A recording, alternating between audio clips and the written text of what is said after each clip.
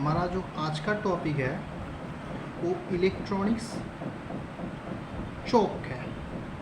Electronic चोक, जिसको electronic blast भी बोला जाता है।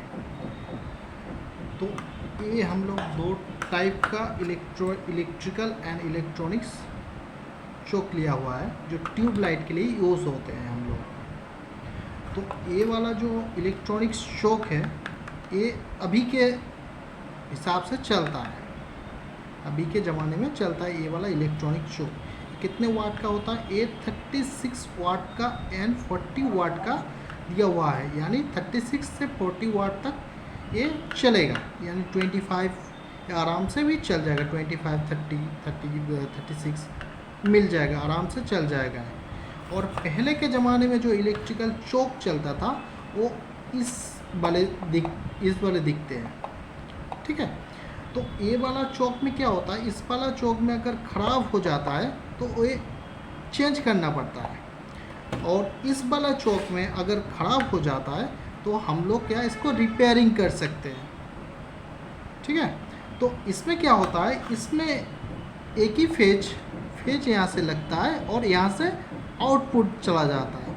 जो भी इलेक्ट्रिकल चोक में ड्राइंग किया होगा या प्रैक्टिकल किया होगा तो उसको पता होगा एक से इनपुट होता है, इससे आउटपुट होके सीधा ट्यूबलाइट में अंदर जाता है, ठीक है। ये होता है इलेक्ट्रिकल चोक।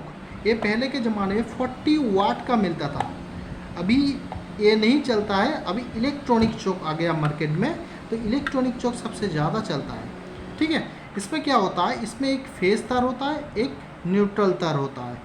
तो एक फेज और एक न्यूट्रल लग जाता है, हमारा सप्लाई दे देते हैं हम लोग। और इधर से जो 4 आउटपुट होता है, ठीक है, 1, 2, 3 और ये वाला 4, 1, 2, 3, 4, ये 4 आउटपुट होता है। तो इसके अंदर क्या होता है हम लोग अभी देखेंगे, इसके अंदर क्या होता है, इलेक्ट्रॉनिक चोक में अंदर क्या होता है और इलेक्ट्रिकल में चोक में अंदर क्या होता है। इलेक्ट्रिकल चोक में अंदर इस जैसे मटेरियल्स रहता है, दिखाई दे रहा है। इस वाला मटेरियल से पूरा घूम के एक कोयल बना जाता है, ठीक है। ये होता है इलेक्ट्रिकल चोक, जिसको ब्लास्ट भी कहते हैं। समझ में आ गया?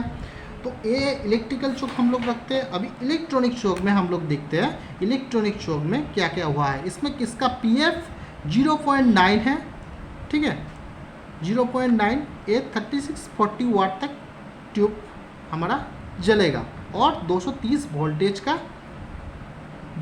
वोल्टेज हमारा सप्लाई होता है।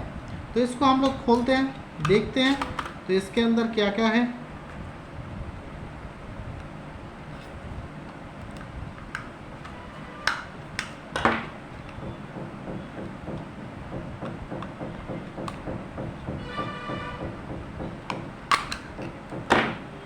देखो ये पूरा खल गया है, यहाँ पे जला हुआ था, कुछ भी स्पार्क करके जला हुआ है, ठीक है। तो ये पूरा हम लोग ढक्कन खोल दिया, पीछे का ढक्कन। फिर इस वाला मटेरियल्स बाहर आ गया, यहाँ पे दिखाई दे रहा है पूरा सर्किट। ये जो सर्किट है तो इसमें क्या होता है, देखो हम लोगों का जो सर्किट है यहाँ पे क्या क्या लगा हुआ है। यहाँ पे कैपेसिटर लगा हुआ, ये भी हिल रहा है, ठीक है, ये लूज हो गया तो ये भी हिल रहा है।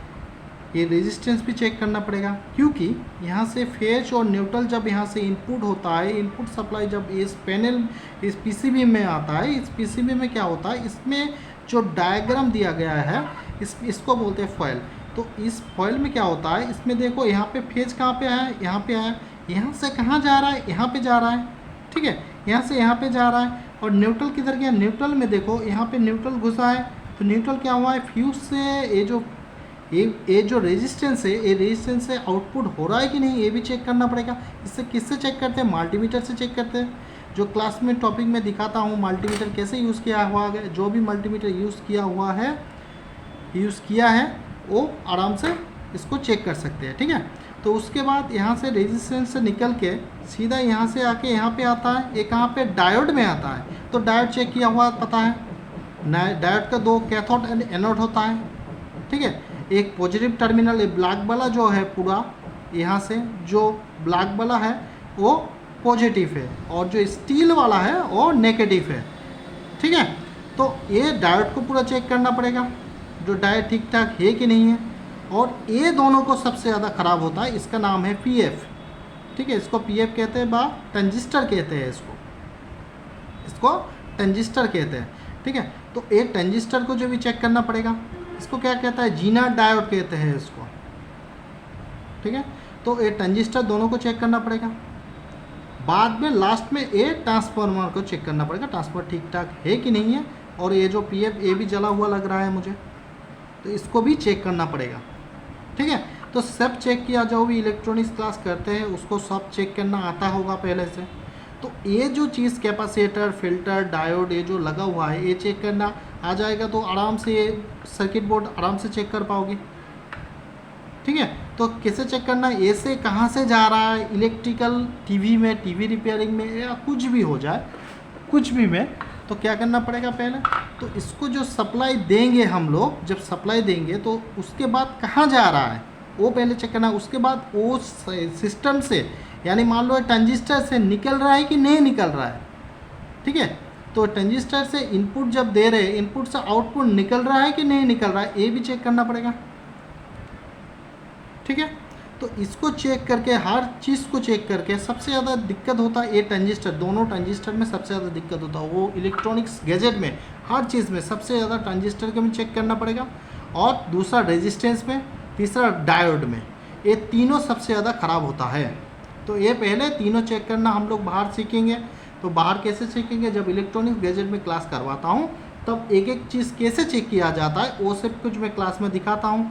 तो ये डायोड, ट्रांजिस्टर एंड तुम्हारा क्या होता है रेजिस्टेंस, ये तीनों कैसे चेक किया जाता है वो क्लास में दिखाता हूँ। ठीक है, तो ये इलेक्ट्रॉनिक सर्किट में, इलेक्ट्रॉनिक सर्किट मतलब ये जो इलेक्ट्रॉनिक शॉक है जिसको ब्लास्ट कहते हैं, इलेक्ट्रॉनिक ब्लास्ट में क्या रहता है, ये डायोड रहता है, रेजिस्टेंस रहता है, कैपेसिटर रहता है। ठीक है, और क्या रहता है, और ट्रांसफार्मर रहता है। तो ये साइड में जब आउटपुट निकलेगा, और ये इसको चेक करने का दो तरीका अपनाता है इलेक्ट्रॉनिक्स जो काम करता है। इसको क्या करता है, सीरीज़ में देता है सप्लाई, फेज और न्यूट्रल सीरीज़ में दे देता है। ठीक है, सीरीज़ को जो जिस सीरीज़ ने किया होगा उसको पता होगा, सीरीज़ में दे देता है। ये दोनों को शॉर्ट कर देते हैं, यानी इसको यहाँ से शॉर्ट कर देते हैं, समझ में आ रहा है। तो इसको यहाँ से शॉर्ट कर देते हैं और इसको यहाँ से शॉर्ट कर देते हैं। अगर ये सप्लाई बोर्ड सही रहेगा तो बल्ब जल जाएगा सीरीज़ का। इसमें सप्लाई दे देते हैं, इसमें फेज और दोनों ही तो फेज ही होता है, तो इसमें सप्लाई दे देते हैं। अगर सर्किट बोर्ड सही होगा, अगर सर्किट बोर्ड सही है तो यहाँ से सप्लाई होते हुए फिर बल्ब जलेगा। तो इसको चेक किया जाता है ऐसे इलेक्ट्रॉनिक सर्किट बोर्ड में। ठीक है, तो हम लोग क्या क्या देखेंगे, पीछे जो फॉयल है उसको देखेंगे।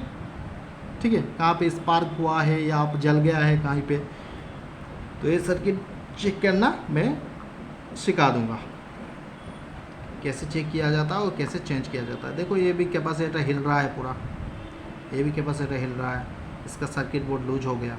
तो इसको क्या करना पड़ेगा, सोल्डरिंग करना पड़ेगा। इसको सोल्डरिंग करके उसके बाद रिप्लेसमेंट करना पड़ेगा, नहीं तो ये ख़राब हो गया तो रिप्लेसमेंट कर दो इसको। उसके बाद ये जो डायोड है, ये वाला डायोड है, डायोड कैसे चेक किया जाता है, तो ये भी सभी डायोड चेक करना पड़ेगा, क्योंकि डायोड का काम ही क्या होता है, एसी से डीसी करना। ठीक है, तो वो डीसी सर्किट में आ रहा है कि कोई अगर इधर से नेगेटिव घुस रहा है तो इधर से निकल रहा है कि नहीं निकल रहा है। ठीक है, ये भी ख़राब हो सकता है, जिसको ब्रेक डाउन वोल्टेज कहते हैं, ब्रेक डाउन, तो भी हो सकता है। तो ये वाला पूरा सर्किट आई थिंक आपको, आप लोगों को समझ में आ गया है।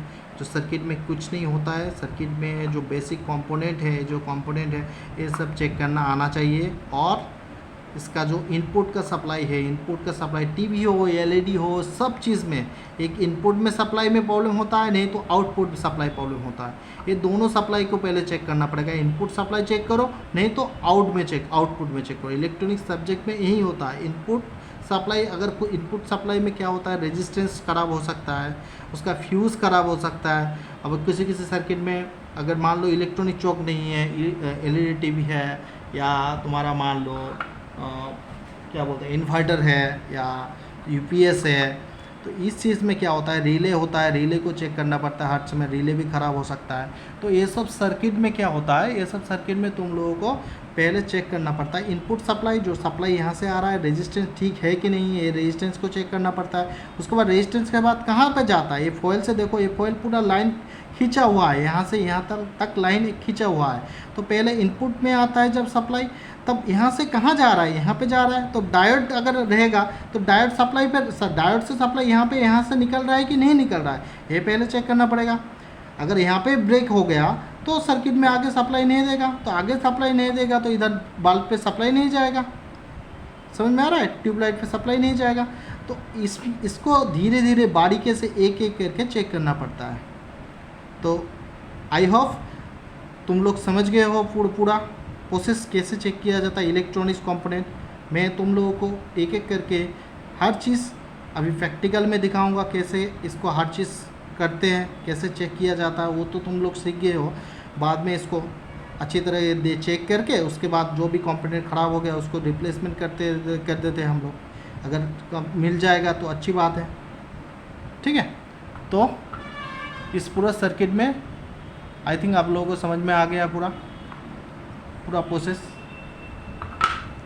Thank you.